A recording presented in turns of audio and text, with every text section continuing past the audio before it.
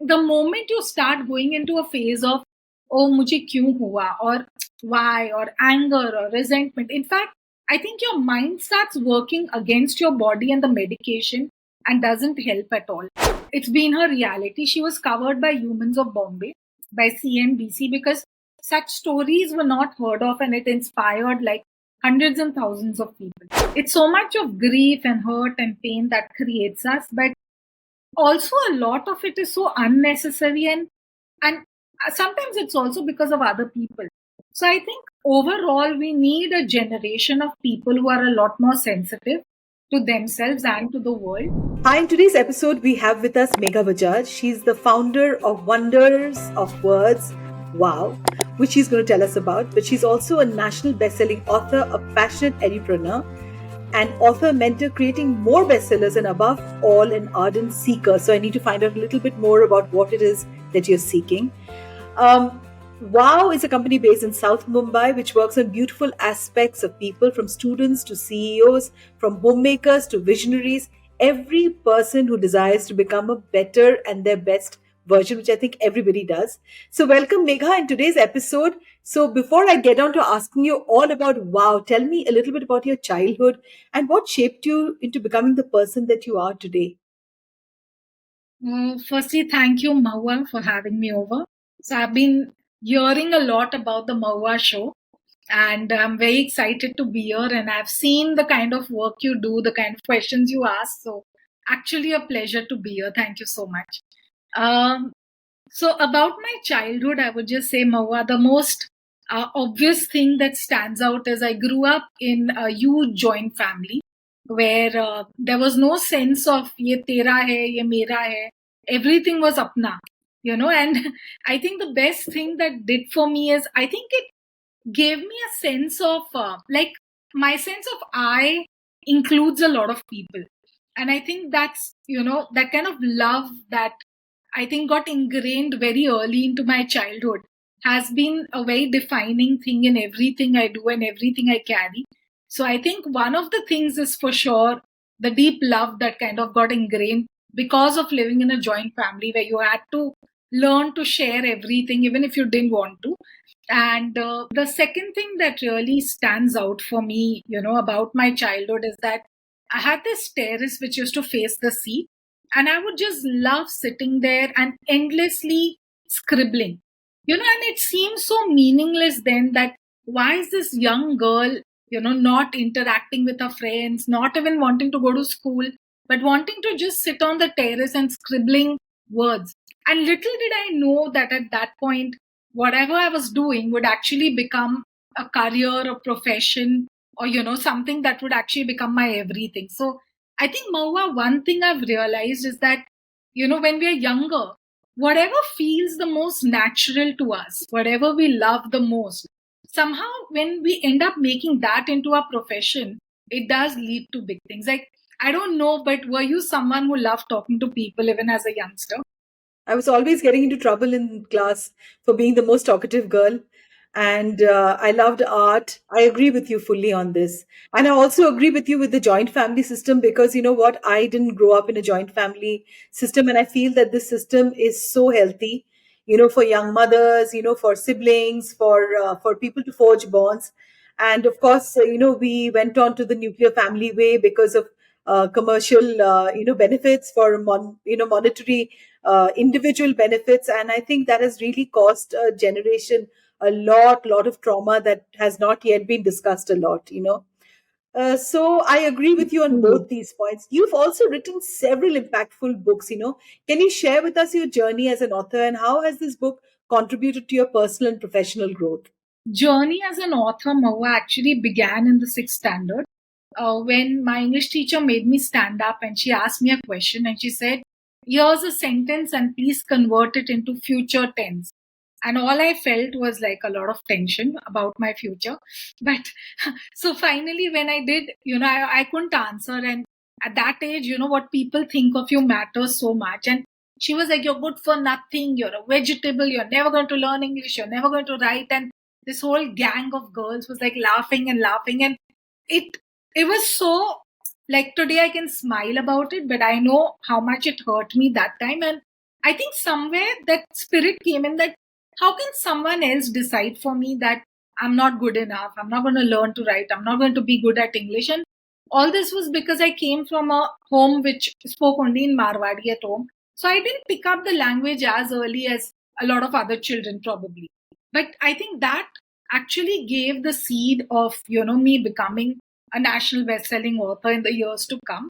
So it was like that. And I think every book, Maua, has changed me in a very significant way.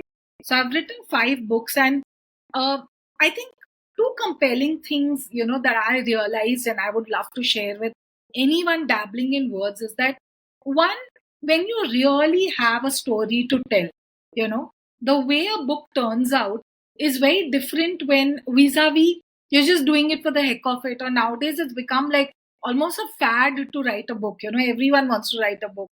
So I think when you really have a very compelling reason, I think the book turns out to be something bigger than you imagine it to be. That's one. And second amazing thing, Mahua, that I realized or that I evolved into is that I used to feel as an author, you write a good book and that's enough. Actually, when you put that last full stop is when your journey begins, because so far you know what you've written or you know your story, but to take it to the world has evolved me as a person. I think that's been a lot more challenging. Like, I was never a natural speaker, I was much more a natural writer, but suddenly, like, when you have to be put out there, you have to talk of your book, you have to talk about yourself. I think that's helped me to expand my shell in a way that I never imagined. So it's been a very, very rewarding journey. Amazing, amazing. So, let's just talk about gratitude, okay, in the midst of immense suffering. And, as you've suggested in this title, Thank You, Cancer, how does this approach risk, minimize the severity of any experience for those who are battling cancer? Because it's life altering.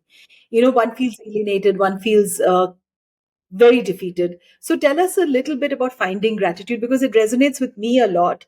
I had suffered with an autoimmune disorder, and now when I look back, it was the seeds of my writing that had begun at that time too. So I want to hear your take on this. Yes. And the minute I heard the question, I knew it's coming from a personal space and not from the Mahua show space. So, Mahua, I think, firstly, I watched my mother go through cancer. In 2005, it was a breast cancer, advanced stages. And then in 2012, she had a stage 4 grade 4 brain cancer. So, when I say thank you, cancer, it's not coming from a utopian space of watching it. And to me, my mother was that close to me that it felt like I was going through. So there was no difference or boundary between me and her in my mind. So I literally feel like I've gone through chemotherapies. I literally feel like I've gone through radiation. And having seen the entire journey that mom was on, I realized that one of the only things that keeps you going through this all is gratitude.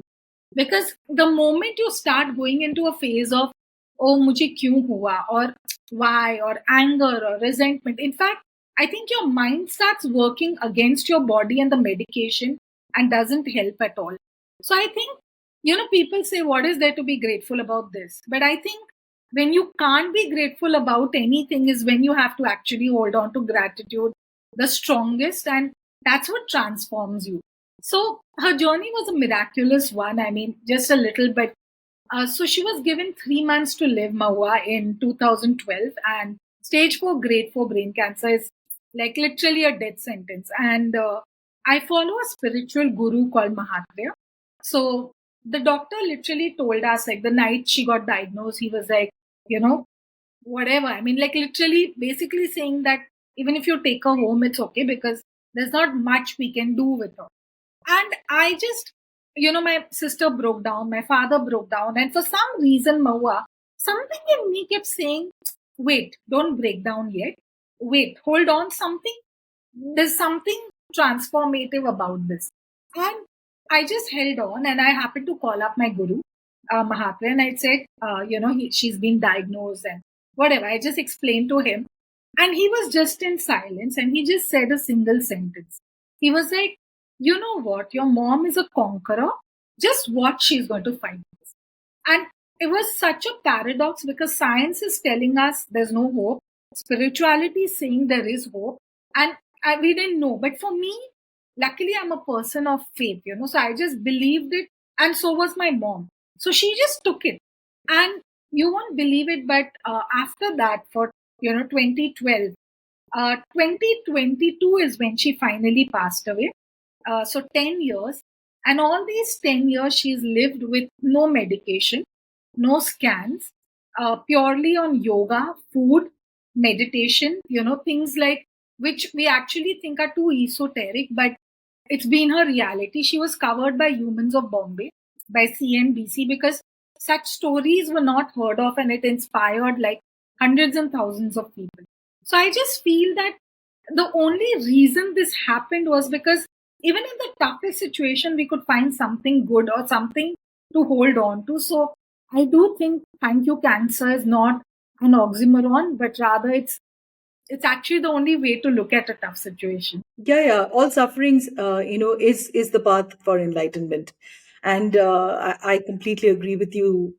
In my own personal life, I don't think if I'd not gone through all the grief and the hurt, I wouldn't be sitting here, doing an interview with you.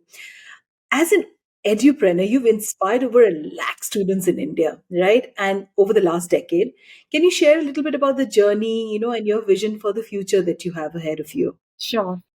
So, Mahua, exactly what you said, that it's so much of grief and hurt and pain that creates us, but also a lot of it is so unnecessary, and sometimes it's also because of other people. So I think overall we need a generation of people who are a lot more sensitive to themselves and to the world.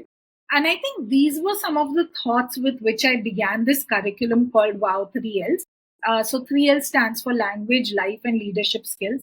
So Mahua, I came from one of the best schools in Bombay, and it's been rated as the top school for over 2 decades by Education World. So that kind of a school. And yet, going to a school like JB Petit, when I still came out into the real world, I realized, Mahua, I didn't know so many things. Like, I didn't know empathy, as a proper concept or as a proper emotion. It was something that came and went, but I didn't know how important it is. Gratitude itself is not something that was taught in school. Thank you is like a verbal vomit, but gratitude is a very deep and very different emotion. How do you make long lasting relationships? How do you get along with the world without losing yourself? Who's going to answer these questions? Or even a simple thing like money. Like, I really wonder that how can we teach children history and geography and things but not include money as a subject. So when I realized that what I was going through in school versus what I was experiencing in real life, there was a vast difference. And I wanted to bridge this gap completely. So that was one of the main reasons I started this curriculum. And what began as a very small seed for a few thousand children, kind of only by word of mouth. So we still don't have a sales team, only with word of mouth, only with, people talking, principals talking about it, parents talking about it, children telling other children, hey, we do wow. It's actually grown into a huge thing where today we have, in a lot of cities, schools, and one period is dedicated, Bhawa, called the wow period, where the child becomes the subject. So they are learning about, hey, what are my deepest fears? Hey, what am I grateful for actually? What do I feel scared of? One small example. So there's this worksheet that we've created for standard 10 where it just says, vent out all your feelings that you're going through right now of stress. And we've given the children like 3 sides to write it. You won't believe it, in so many of the classes, the children are like, ma'am, give us more paper, give us more paper. So that's the kind of stress they're under. They write it, then we make them tear it into bits and chuck it in the bin. And we've had children cry, we've had children say, we didn't even know we are going through all this, but we're carrying all this. So that's what WOW is all about. And the vision is, I really and sincerely hope, Maua, that in every school we could have a class called WOW where you are the subject, you learn about you, You learn about relationships, you learn about life, and not just one subject. So that's the vision. You also run your online writing workshop, right? That has inspired over 1,000 people across the globe. You're not just talking India. So, can you share some success stories, from these workshops that you've conducted? So a lot of very beautiful success stories. Let me share like three different across three very different age groups and people. So one was a lady called Bina Pillai, who was about I think 60 plus when she came to me, and she was like, "I have this passion for words, but I've just had my angioplasty, so I'm not sure if I could really do anything with it." And I was like, look, this is an online course in the comfort of your home, or even if you're in the hospital, you could be doing this. So why don't you try? And she joined in, and she started discovering herself in a way that looked almost like magical to me. It was like suddenly from talking about, oh, my health or my aches and pains or pills, she was like, I want to write a book. I want to write a book. And all that energy got diverted, leading her to write not one, not two, but three books, out of which one is a bestseller. She's won awards from so many newspapers for the book she's written. And I think more than anything, it just totally took her, entire energy off, oh, I have a ailment, to, oh, I can give so much to the world. And I mean, the last I met her, she was rocking, and she was in fact planning her next book launch. So I think that was like a really exciting moment. Another is a very recent one where a grade 7 child has written a book. And again, she's like, ma'am, I always wondered who would be my best friend. And today I've come to realize that words are my best friend. And because it's words, I never feel lonely. Yeah, and she's like, I never feel lonely because all the time I'm with words. I love the journey so much, and it's just amazing. And I think the third was maybe not a book, but a very sweet incident is that so the president of Citibank in Sydney, okay, he has been doing wow. His name is Sanjay, and he in one of the sessions he just wrote to me. He's like, you know what? I've cried like a baby just doing this session. And for a man like me, where I'm seen as a leader, I'm seen as someone who's supposed to always be with it and almost stoic, to just sit down and cry, doing the session you gave me, makes me feel so real and like a human. So I really love these tangible, intangible moments that Wow has been gifting me with. Wonderful.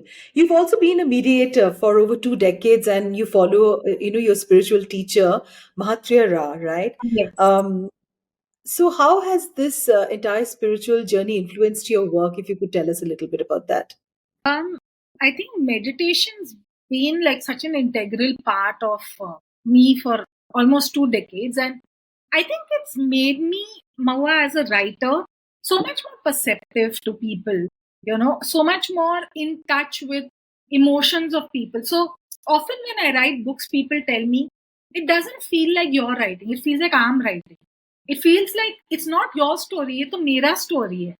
And I think that sense of camaraderie has only come in because I think somewhere because when the more you meditate, I think you start feeling one with everything and everyone. Like when I'm looking at you, I'm sure if we were to meet in another scenario, we'd have so much to talk of and so much to connect on. And I think it's me, meditation is what's given me this entire uh, feeling of oneness with the world. Otherwise, honestly, I used to feel like I'm some alien who's just landed up somewhere. I used to be like, ये सोच क्या रहे हैं लोग, कर क्या रहे हैं लोग, हो क्या रहा है. And now it's like, I feel I'm here, I'm so centered in my space, my energy. And with that, I can just connect to so many people, and it's just beautiful. So I think that's the reason I meditate, and I've seen miracles happen in my life. I mean, how do you explain a stage 4 grade 4 brain cancer patient being told 3 months and going on to live for 10 years? Only I think the only thing that made it possible was meditation. For me, meditation is thing, it's like eating, drinking, I would also meditate. It's like that for me. You have close to 40,000 followers on social media. You built a very significant online presence. So how do you use this platform to connect and inspire your followers? What are the kind of things that you do? I think mainly, Mahua, I just write from my heart.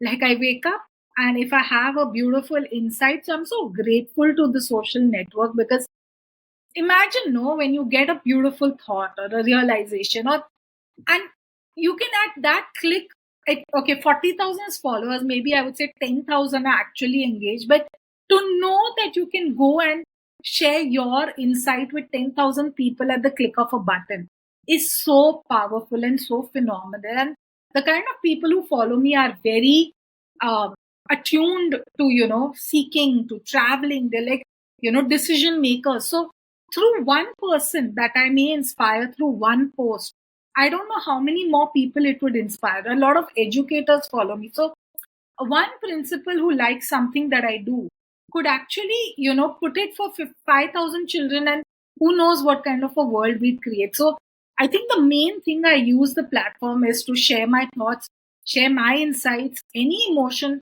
Sometimes it may not even be all positive and upbeat. It could be that I've gone through immense hurt. And I just talk about that and say how I'm learning to cope with it. But I think all of it is helping people some way or the other. So to give you one example, like when I lost my mother last June, I lost her in 2022 June. Um, and for me, writing is very cathartic. That's the only way I make sense of my emotions. So I wrote this long message on Facebook, and I just posted it about how I was coping with her death. Instantly, Mawa, I think in an hour, someone wrote to me that I'm right now in Singapore. I'm standing at my mother's funeral, and I'm reading your message. For what reason, I don't know. So, and it's giving me more peace than I can imagine that I will be able to deal with this. So I think social media has literally become our space to connect and tell the world, hey, you're going through it, I am too. If I got through this, you're going to through. So I think we're all here to help each other, and that's the way I use my social media. Same here, me too. I completely agree with you on that. And I think there's been a lot of very, very successful campaigns with social media, and that definitely is becoming the voice for a very democratic voice, I think, where any and everybody can have a say. So, what do you and how do you think words, transform lives? Because for me, I also write because I want to heal from within, and I write to share the most deepest emotions that I may not have immediately somebody to share with, because I believe that human beings are built, to be with one another, and I use words, of course. So, you tell me a little bit about your perspective about how words transform lives. Uh, I think words transform lives in the most beautiful ways, and with so many, of the other examples. I think anything like, when, so recently I went through an experience where I felt very hurt by someone very close to me. And for me, whenever I go through any emotion, I feel that, hey, here's my chance to find a way about it and tell so many more people that, hey, there is a way out. So it's not that, oh, the moment the incident happens, I'll start writing. I take some time to process it. But when I do feel ready to write it and I start writing about it, I wrote this whole article of, hurt and betrayal and what I went through. And I can't tell you the number of mails or messages I've got from people, Mawa, telling me that, oh, we somewhere thought you, so don't go through all this on you. I was like, how is it possible? And they're like, you're always so positive. I was like, no, it's not like that. It's like, because you go through the whole journey, you learn to teach yourself to be positive. So it healed me so significantly. And I think it also healed so many others. And so this has been a very beautiful journey that I lost my mother in 2022, and I had my baby in 2023. My first child after 15 years of being married, Moa. So literally the whole journey has been like so miraculous. So I wrote this article called A Chronicle of Miracles on my, webpage. The I think about 10,000 people have read it and across the globe, and the way they've like, is it even possible? Oh, I also want this miracle. How is it? Or, someone's like, I've gone through this. Someone's like, I want to go through this. Someone's like, how did you go through this? But I think in some way, everyone connected to it, and it just healed me writing it, and I think it heals a lot of people reading it as well. And I think it's so powerful.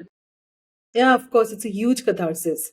What are your future projects? Tell me that, Megha. We'll be very keen to know that. So, one big thing that's coming up is that I've been wanting to take my words to the silver screen for a while. And for me, everything Mahua is a connect. Like the first time I saw, you or your podcast, immediately I was like, this is someone I resonate. At some point we'll be doing this together, and it's just kind of culminated. So I'll tell you, I watched your Tushar Kapoor wala show.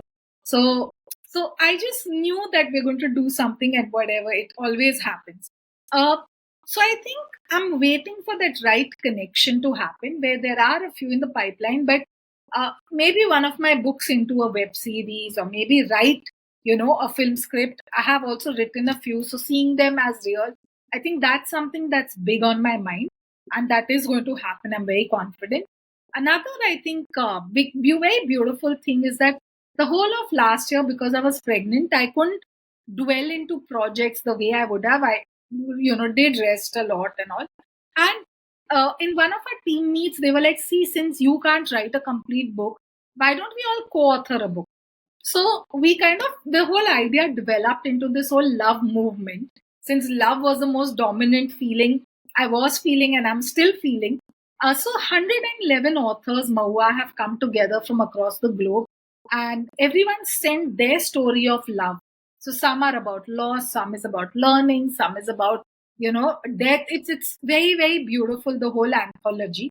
So we're coming up with this as a book, as our next project. And I'm so excited because it's not one, but like 111 stories on love. So I literally imagine that, if it could become a bedside book for people, just read one story a day, wake up and feel like the love, and then go through your day.